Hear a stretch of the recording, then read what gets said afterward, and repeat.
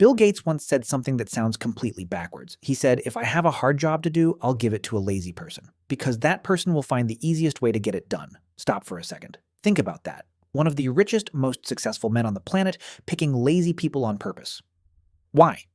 And he wasn't the only one. In 1947, at a US Senate hearing, a top executive at Chrysler said almost the exact same thing. Two different eras. Two of the biggest minds in business. Landing on the same idea. Is this just a catchy line? Or is there something underneath it, something bigger than it sounds? To find out, we have to go back. Back to the people who changed the world. And strangely, every single one of them was called lazy in their own time. Start in France. The 1600s. A man named René Descartes. The same man who said, I think, therefore I am. The same man who built an entire new branch of mathematics. But look at his mornings. He wouldn't get out of bed until 11, sometimes noon. You'd think he was just sleeping in. He wasn't. He'd lie there, eyes closed, wrestling with the biggest questions the universe had to offer. He believed the quieter his body stayed, the deeper his mind could go. Then one day, Queen Christina of Sweden made him her tutor. The queen liked to wake at 5 in the morning, so she ordered Descartes to be at the palace at 5 too. Through the brutal Swedish winter, week after week, that 5 a.m. walk continued. Then one day, Descartes got sick. Pneumonia. Within weeks, he was dead. A mind that reshaped how the entire world thinks. Broken, simply because his quiet mornings were taken from him. Now jump 200 years ahead. A quiet village in England. Charles Darwin lives here, the man who wrote the theory of evolution, the man who explained where we came from. But look at his schedule. 3 hours of work a day, split into two 90-minute blocks. The rest of the time, he lay on his sofa, watched birds for hours, walked at an almost painfully slow pace. The village thought he was sick, slow, lazy. Nobody knew that inside that still, quiet body, a book called On the Origin of Species was slowly taking shape. And then there's Einstein. As a kid, his teachers called him slow, dull. That didn't change when he grew up. 10 hours of sleep every night, naps during the day. He hated walking fast. He avoided anything physically demanding. As a young man, he worked as a clerk at a patent office in Switzerland. He'd finish his daily work fast, and the rest of the time, he'd just sit at his desk staring out the window, lost somewhere inside his own head. In that stillness, in what looked like boredom, the theory of relativity was born. The equation that changed physics forever. 3 different centuries, 3 different countries, 3 different fields. But the same story, over and over. The mind that changed the world was hiding inside a calm, slow, almost lazy-looking body. That can't just be a coincidence.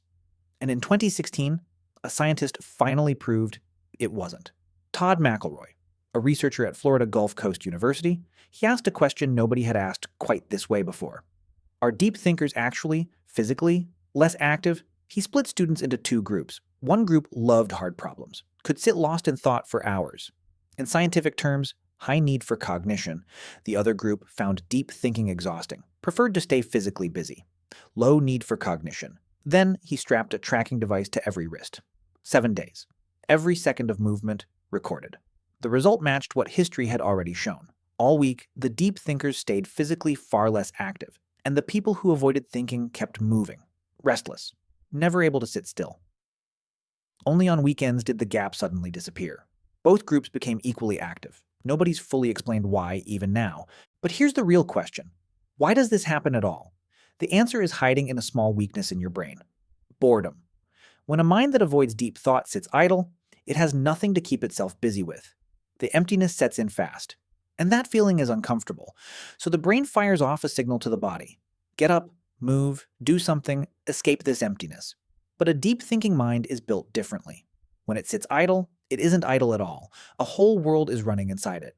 Old problems being untangled, new ideas being stitched together. This mind entertains itself. It doesn't need help from the outside, so the body goes still.